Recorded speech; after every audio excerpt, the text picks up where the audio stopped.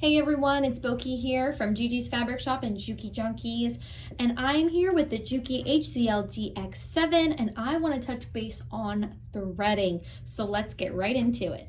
So let's talk about what is step number 1 in threading your Juki computerized HZL-DX7 or DX5. This honestly can go for the F series as well because the threading is very similar. Number 1 rule across the board, if you have a needle threader, you want to remember this tip. Make sure your presser foot's down. You're going to do needle down, needle up. Why is that so important? Your needle threader is designed to go through the eye of that needle at the highest possible point. You can try to eyeball it, but if you miss it by even a hair, it's going to hit the bar of the needle, you're going to bend it out of place, and you're going to have to replace it.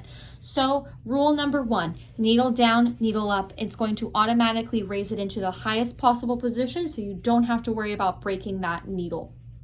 Make sure your presser foot is down as well, so it's locking all your tension gears nice and tight, and so when you're getting ready to thread it, it is out of your way. All right, next step. So our threading journey begins here. This is your spool cap. This is where the thread sits on this machine. Here I have my Glide 40 in the color white. If you don't know about Glide 40, I would highly recommend you read it on our Juki Junkies website. We offer all of the colors in the entire collection. Anyways, you want to make sure that your thread is always feeding from the bottom like that. Next step, you get a variety of spool caps with this machine. You always want to be using the one that's the closest size to the spool. So this one's going to work just for me. I like to put the teeth inside because it just kind of holds it for me. And I don't want to push it too tight because I want my thread to be able to rotate freely. Next step is, you can see it kind of here, it gives you a little cheat about the dotted line is for winding a bobbin and the solid line is for regular threading, but I'm going to hold my thread kind of like I'm getting ready to floss my teeth. So here I have the thread in both of my hands. I'm going to go down under this lever right here, down and around. Okay, here we have it again. I'm getting ready to floss my teeth with my thread. I'm putting it down this metal arm, and with my left hand, I'm going back around. This is step number 2.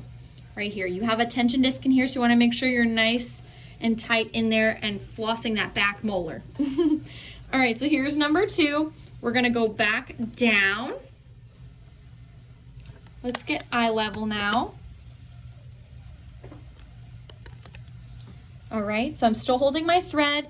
This is 2. We're going down and around for 3. 4, we have this little hook right here. We have to go from back to front. You'll hear it click in, okay? You're gonna go down for 5. Let's put you more at eye level now so you can get a real close up. All right, perfect. So down for 5 right here. 6 is going to be this first thread guide right here where my nail is. That's the first one. My thread's a little short, so let me pull a little bit more. And notice when you have your presser foot down, it is really hard to pull that thread because your tension gears are nice and tight and you want them to be locked, so that way you make sure you get in all of those discs. So this is number 6. This is our first thread guide right here, okay? Number 7 is what I like to call the little crab claw. He has a slit right in between the gray and the white part where the thread sits right into. I wanted to bring you guys in just a little bit closer, you can better see that. Right there is number 7, and in between the gray and the white piece, there is a slit where the thread is going to go. Right here is number 8, and our final step before we do number 9 to thread it. You're going to go back to front to trim your thread, just like that. Once you have trimmed your thread, you're ready to thread it. So here I go. All right, so here I am right at the needle so you can see it in action. I'm going to pull this down and voila, there is a little loop through the back. All you have to do is pull that loop, and then you tuck it underneath your presser foot. Since we're here, let's talk about how to insert our bobbin properly. So here we have our release button, and you push that towards yourself, it pops right out. We're gonna move this out the way. Here you have your bobbin, and I'll do a separate video for you guys on how to wind the bobbin, but you wanna make sure that when you're putting in your bobbin that you're doing it in the shape of a P, so the tail is going to be on the left side, okay? I'm gonna drop in my bobbin like that. Right here, you have your first little slit that your thread has to go through. If you have it in the P shape, it should naturally just fall in there, but let me do a little bit of a closer view for you guys so you can see it better. That first slit right there is step number 1, right there, okay?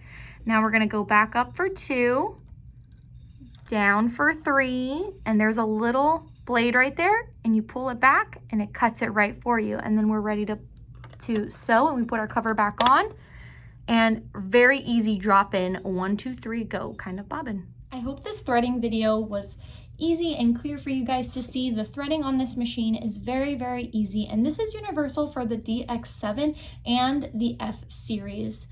So if you guys have any more questions, or if you're interested in any more details about the HZL-DX series, feel free to email us at sewingmachines411@gmail.com, or feel free to give us a call at 813-661-9000. Thanks for watching. Have a great day.